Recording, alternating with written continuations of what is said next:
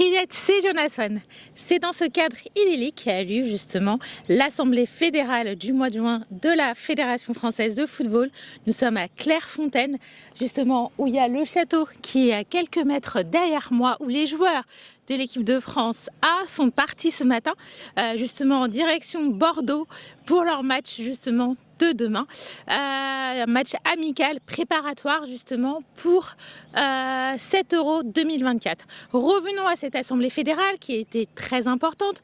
Il y a eu un sujet très majeur qui concerne justement la mixité des clubs, le fait d'avoir deux sections, une section masculine et féminine justement dans le football féminin.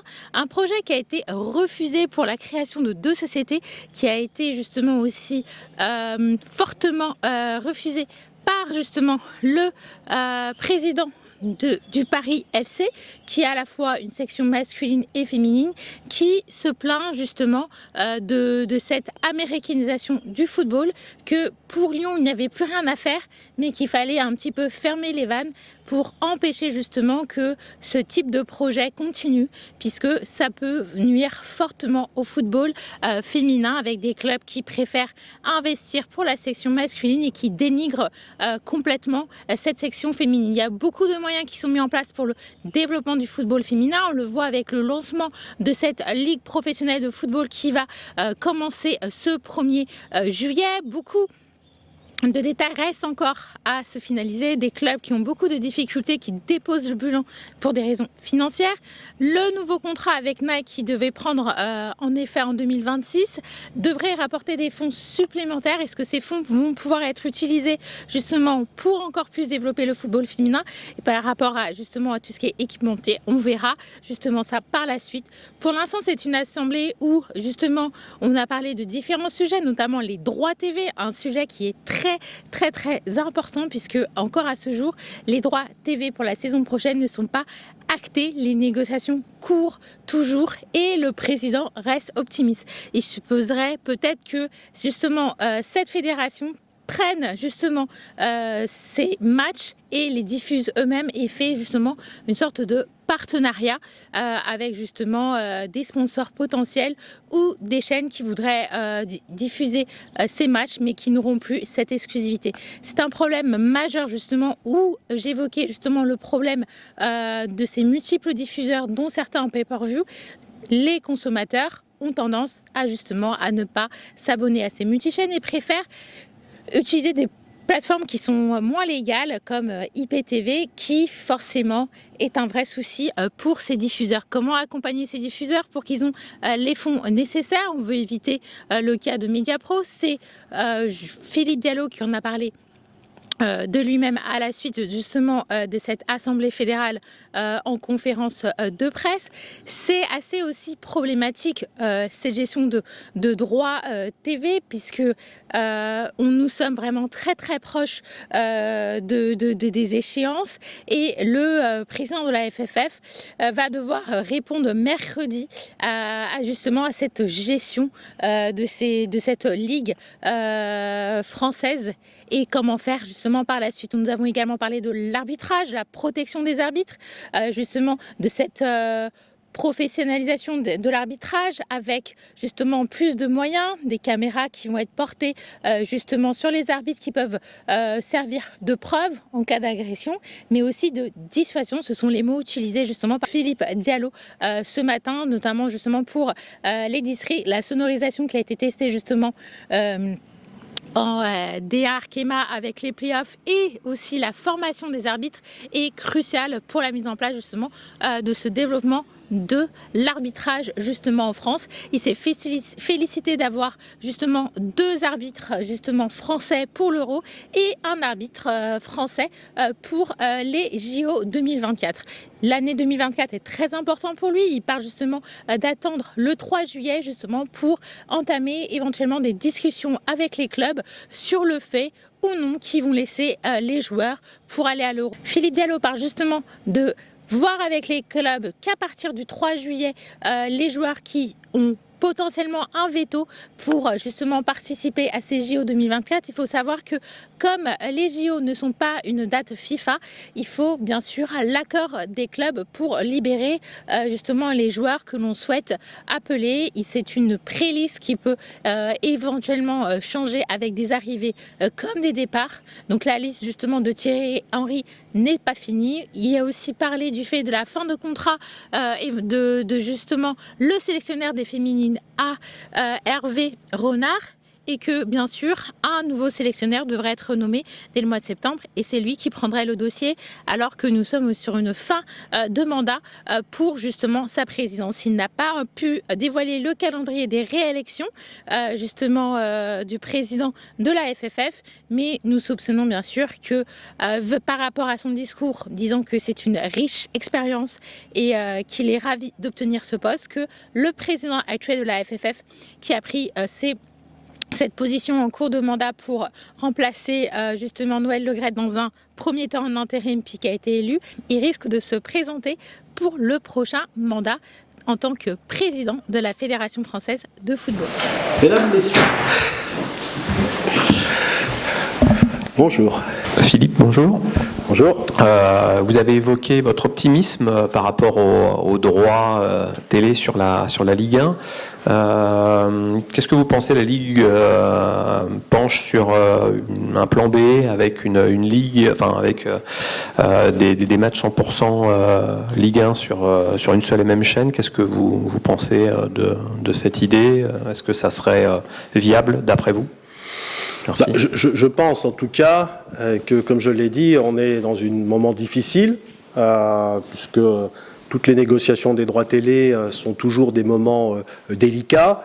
J'ai évoqué aussi les difficultés qu'ont pu rencontrer un certain nombre de voisins. Je crois que les Italiens ont mis 3 appels d'offres avant d'aboutir, et donc on voit bien les difficultés. Donc aujourd'hui, il y a une partie extrêmement serrée qui doit se dénouer, si ce n'est dans les prochains jours, dans les prochaines semaines, pour permettre, comme je l'ai dit, à nos clubs professionnels d'avoir un juste montant, pour faire en sorte que leur avenir soit garanti. Donc moi, en tant que président de la fédération, je l'ai dit devant le conseil d'administration de la Ligue il y a 48 heures, que j'étais au soutien et que je mets aussi, entre guillemets, mon travail au service de la Ligue. Car cet appel d'offres, ce n'est pas simplement l'appel d'offres de la Ligue professionnelle, mais c'est l'appel d'offres de tout le football français. Et donc c'est naturel que la fédération non seulement soutienne, mais aide la Ligue dans ce combat. C'est l'unité que nous devons avoir avec tous les clubs professionnels, avec la Ligue et évidemment avec la fédération.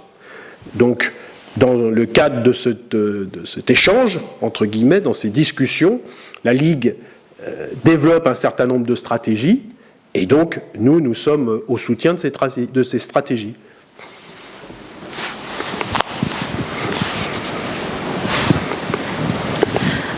Johanna Swan pour Instinct Foot. Est-ce que le problème justement des droits TV vient du fait qu'il y a de plus en plus de médias diffuseurs, que c'est beaucoup plus facile pour ceux qui font du pay-per-view, sans vouloir les nommer, par rapport à des chaînes qui proposent du contenu en permanence, et le fait que le rendement financier n'est pas correct pour ces diffuseurs également, avec cette multitude de diffuseurs, que nous, téléspectateurs, pour pouvoir regarder l'ensemble des diffusions, nous sommes obligés de nous abonner à plusieurs plateformes, ce qui dirige certains vers des moyens pas très légaux, notamment IPTV, et que justement, si on a autant de plateformes, est-ce que c'est un inconvénient pour elles pour pouvoir faire une proposition décente justement à la Fédération française de football pour ces droits de diffusion? Je crois qu'on vient d'évoquer la stratégie de la Ligue. Elle passe par l'idée d'une création d'une chaîne de télévision qui regrouperait l'intégralité de ces matchs. Et donc c'est une manière de répondre à votre question à travers aujourd'hui une forme de segmentation des matchs sur plusieurs canaux, avec pour le téléspectateur, pour le fan, peut-être une plus grande difficulté pour identifier où sont diffusés les matchs. Et donc, je crois que l'idée d'avoir cette chaîne évoquée par la LFP est une façon de répondre à cette problématique de segmentation des droits. Les matchs étant sur une chaîne, vous aurez les matchs, soit aujourd'hui à travers un accord exclusif avec un partenaire, soit à travers une démultiplication des partenaires pour, en non-exclusivité, je puis dire, mais en tout cas une capacité de voir sur un seul canal, avec un seul abonnement, l'ensemble du championnat. Bonjour Président. Est-ce que vous avez pu parler avec Thierry Henry depuis la liste qu'il a dévoilée en début de semaine? Est-ce que vous allez de nouveau réunir les clubs de Ligue 1 et de Ligue 2 dans les prochains jours pour vous assurer que tous les joueurs qui ont été convoqués seront bien là au début du rassemblement le 17 juin? Et petite question alternative, est-ce que Wendy Renard sera la porte-drapeau désignée de la FFF jeudi prochain? En tout cas, pour commencer par la fin, la FFF soutient Wendy Renard dans son souhait d'être le porte-drapeau français lors des Jeux Olympiques. Après, je crois que c'est les athlètes qui votent. Donc, on verra si ils lui font ce grand honneur. Concernant Thierry Henry, Jeux Olympiques, les choses sont extrêmement claires. On travaille beaucoup, je l'ai dit. Thierry Henry d'abord, avec les gens de son staff, au quotidien, auprès des clubs français comme des clubs étrangers. Marc Keller et moi-même y apportons notre contribution pour aussi aller dans ce sens. Et puis, je crois qu'il faut à la fois avoir une forme de sérénité, dans pas critiquer trop tôt. Je rappelle que la liste, c'est le 3 juillet, et que Thierry Henry a présenté une liste dont il a dit qu'elle était virtuelle, c'est-à-dire avec des joueurs qui peuvent rentrer et des joueurs qui peuvent sortir. Et donc, attendons le 3 juillet pour voir la liste définitive qu'on sera capable de présenter. On a beaucoup parlé de ceux qui ne pouvaient pas ou ne voulaient pas. Moi, j'aimerais quand même dire aujourd'hui quand même qu'on a des motifs de satisfaction. Beaucoup de clubs français nous ont déjà donné un accord. Des clubs étrangers nous ont donné des accords. Alors, je ne vais pas les citer parce que j'attendrai moi aussi le 3 juillet la liste définitive pour qu'on puisse définitivement avoir le profil de cette équipe, mais aujourd'hui, j'ai le sentiment que nous aurons la meilleure équipe possible ce 3 juillet. Puis enfin, n'oublions pas que ce sont des matchs de football. Ceux qui ont gagné en 1984 n'étaient pas les favoris du tournoi olympique, et pourtant ils ont gagné la médaille d'or. Donc, moi je reste confiant dans le fait d'avoir une équipe compétitive et dans sa capacité à aller chercher l'objectif que nous nous sommes donné, à savoir monter au moins sur le podium olympique.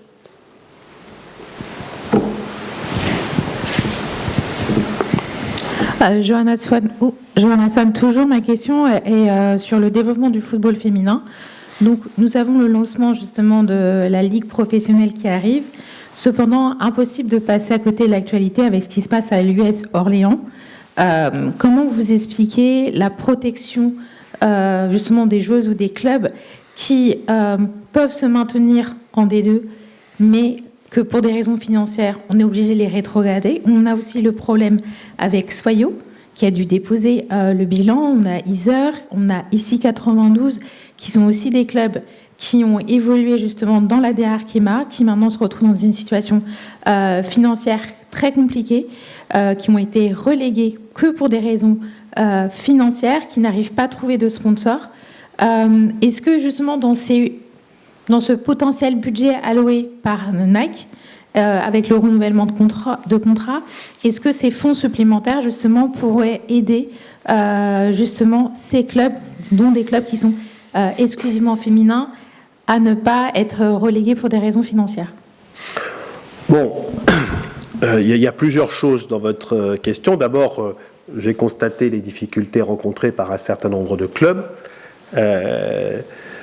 et nous avons été attentifs puisque sur le Orléans que vous avez cité, nous sommes intervenus directement. La fédération, le président de la Ligue de football féminine est intervenu puisque nous sommes attentifs à cette situation. Deuxième élément, je voudrais quand même rappeler que dès cette saison, la fédération a financé de manière inédite les clubs qui participent ou qui participaient à la D1 Arkema, puisque le nom a changé, mais c'est quand même près de 550 000 € par club qui a été donné pour ceux qui avaient un centre de formation et ceux qui avaient la licence. Et donc, la fédération a fait l'investissement qu'elle pensait nécessaire pour impulser. J'attends aussi des clubs qu'ils fassent leur part du travail et qui viennent compléter les sommes versées par la fédération. Ce qui est vrai, c'est que avec cette ligue professionnelle, nous espérons d'avoir de nouveaux partenaires. Avec, à partir de 2026, le contrat NAC, nous disposerons de moyens nouveaux pour venir soutenir. Mais il faut que tout le monde joue son rôle. La fédération, je pense, est sur une trajectoire où elle remplit pleinement son rôle d'impulseur, mais il faut que ça soit relayé aussi par les clubs. Et que vous ne pouvez pas vous dire professionnel si vous n'êtes pas en capacité économique de créer votre propre écosystème. On n'est pas dans un dispositif uniquement de subventionnement. Je voudrais réagir aussi sur le fait qu'il y a des clubs qui pratiquent la mixité et que, par exemple, même si les féminines ont un meilleur statut, par exemple, jouent en DA Arkema, et que les hommes sont en régionaux ou en Ligue 2, elles n'ont pas cette priorité, cette mise en valeur, et elles sont souvent mises de côté. Et est-ce qu'il y aurait certaines pénalités qui peuvent être mises pour les clubs qui ont une section féminine, mais qui la délaissent complètement quand, par exemple, vous êtes en D3 féminine et vous êtes en Ligue 1 dans la partie masculine, et vous négligez complètement et vous ne remplissez pas les valeurs morales pour le développement du football féminin. Bon, vous comprenez bien que tout l'objet du plan de féminisation qu'on a lancé, il vise à inciter chacun à faire les efforts pour faire en sorte que le football féminin se développe en France. Moi, je crois que c'est un vrai relais de croissance, et les premiers chiffres de licenciés nous montrent qu'il y a une vraie appétence. Quand vous faites plus 12% de licenciés sur une saison et que nous avons en plus refusé des jeunes filles, ça montre qu'il y a une vraie appétence. Donc il faut que les clubs comprennent pleinement cette orientation et, à mon avis, cette tendance lourde pour y voir non pas simplement la perte à court terme qui peut être occasionnée, mais une trajectoire qui doit les amener et qui doit nous amener demain à économiquement trouver un équilibre et peut-être même demain des résultats positifs. Donc c'est un long travail. Moi je ne dis pas que ça va se faire en une année, 2 années. Je pense que c'est un travail d'une dizaine d'années au moins pour amener ou créer un écosystème totalement viable pour les clubs féminins professionnels. Aujourd'hui, force est de constater qu'il n'existe pas encore complètement, mais c'est tout le sens de la politique que nous menons, c'est de se doter des moyens qui permettent de faire émerger cet écosystème économique très positif pour nos clubs. Oui, bonjour, Florian Brejon de News Tank Football. Vous avez évoqué, si j'ai bien compris dans votre discours, le fait d'anticiper certains montants du prochain contrat Nike dès la saison prochaine sur un certain nombre de sujets. Quelle ambition vous avez vraiment financièrement, quelle somme vous aimeriez idéalement mobiliser donc dès 2024-2025? Et plus généralement, est-ce que ce contrat historique avec Nike constitue une forme de totem d'immunité pour vous dans l'optique de la fin d'année? Alors, il y a deux éléments. Bon, d'abord sur la somme, c'est parce que je l'ai dit, nous sommes en phase aujourd'hui de négociation du contrat en tant que tel, et que j'ai bon espoir que, alors même que le contrat global commencera en 2026 jusqu'en 2034, que nous obtenions pour 24, 25 et 25, 26 des montants.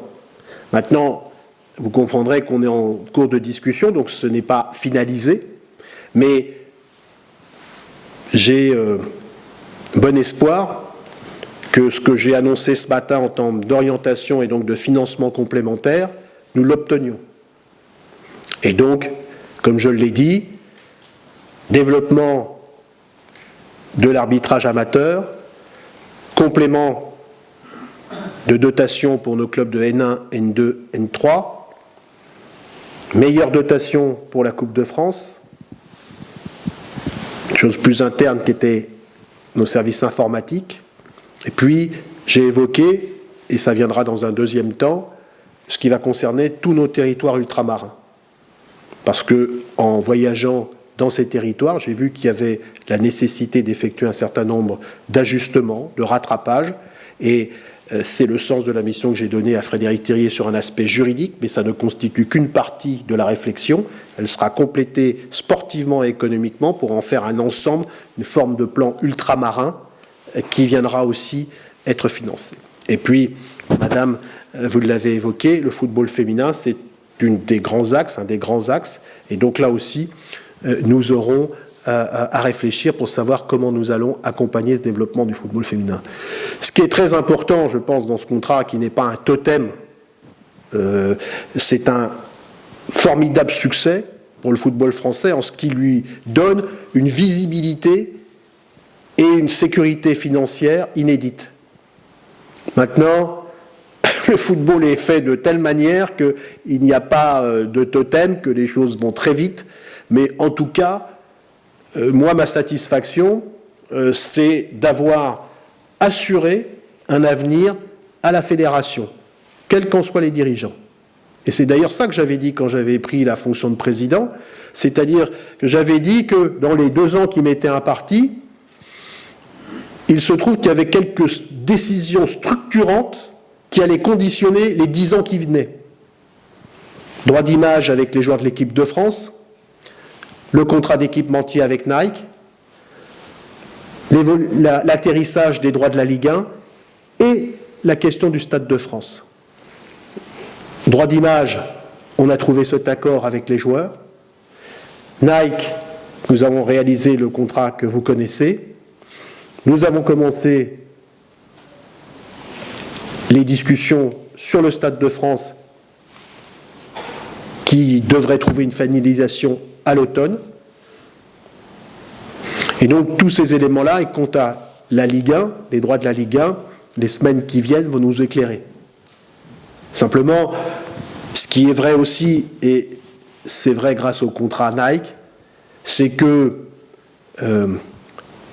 la sensibilité de la fédération à l'évolution des droits télé est devenue un peu moindre parce que nous avons réussi à nous créer notre propre croissance, et donc de ce point de vue-là, nous sommes, entre guillemets, où le football amateur français est sécurisé pour les 10 ans qui viennent, j'ai envie de dire, quelle que soit l'évolution des droits audiovisuels.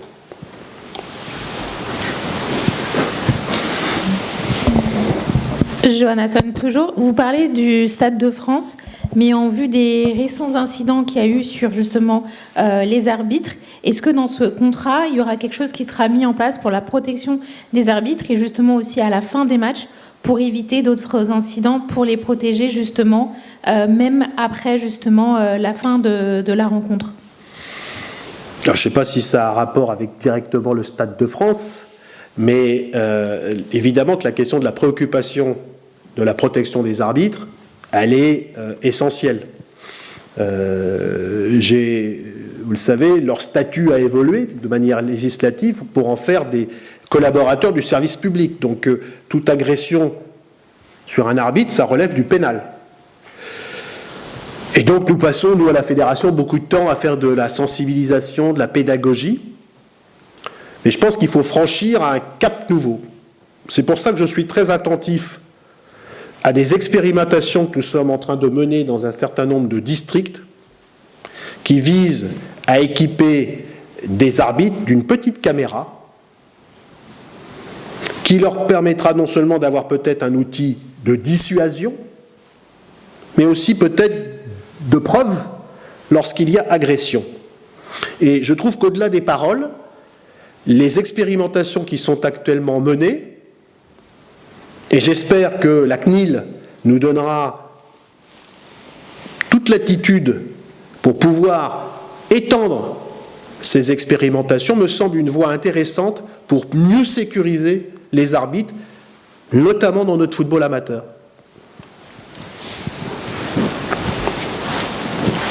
Oui, bonjour. Est-ce que vous avez une idée du timing pour annoncer une probable candidature lors des élections à la fin de l'année ? Bon, j'ai pas un calendrier arrêté. Vous voyez bien que les choses ont été très vite.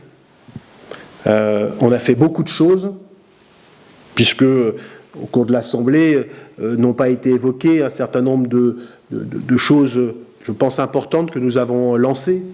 On n'a pas parlé du futsal. On a peut-être le plan le plus ambitieux d'Europe en matière de futsal. J'ai pas évoqué la question de la commission des internationaux et internationales qui vise à faire de la fédération la maison des Bleus. Donc vous voyez, tout ça, ça m'a pris, avec mon comité exécutif, beaucoup de temps, beaucoup de réflexion, beaucoup d'engagement. Ensuite, moi je l'ai dit, ma réflexion, elle chemine.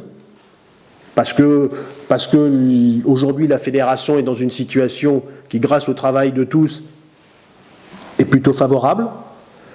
Nous avons quelques échéances sportives majeures qui vont intervenir. Donc, voilà, le moment venu, je dirai précisément ce que je ferai, sachant que, comme je pense qu'on ne fait les choses que parce qu'on a un soutien, parce qu'on est une équipe, à moi aussi de vérifier si, auprès du football professionnel, auprès du football amateur, auprès des membres de mon COMEX, les gens considèrent que je peux être la personne idoine pour poursuivre une mission à la tête de la fédération. Mercredi, vous serez auditionné par le Sénat, par la mission d'information sur le sujet des fonds d'investissement, l'arrivée des fonds d'investissement dans le football français. Dans quel état d'esprit vous y allez et quel regard vous portez sur ce deal LFP-CVC qui fait beaucoup parler alors que les droits télé peinent à aboutir, la négociation peine à aboutir? C'est peut-être ça qui suscite d'ailleurs la réflexion.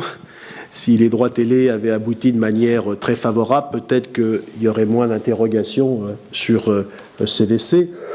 Moi, je pense qu'il faut prendre ça, en tout cas, avec, d'une part, pas d'erreur d'anachronisme, c'est-à-dire qu'il ne faut pas juger ce qui a été fait à un moment avec les yeux d'aujourd'hui, de la difficulté de la négociation. Il faut se rappeler dans quel état était le football français et les difficultés après la Covid, après la défaillance de Mediapro, et dans quelle situation il se trouvait à ce moment-là.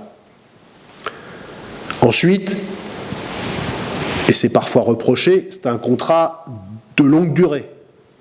Donc, juger des résultats d'un contrat de longue ou de très longue durée sur une ou deux années d'existence, ça me paraît peut-être un peu un raccourci, et en tout cas pas une capacité de juger pleinement du développement. Moi, encore une fois, je crois que la situation, en tout cas telle qu'elle a conduit la Ligue à créer cette société commerciale avec un partenaire, était une réponse qu'elle a apportée à un moment dans une situation difficile, qu'il faut laisser du temps pour juger pleinement des effets de ce partenariat, et que, pour terminer, la fédération, parce que à la fin, elle est aussi l'organe de tutelle, veille à ce que tout ça se déroule dans les meilleures conditions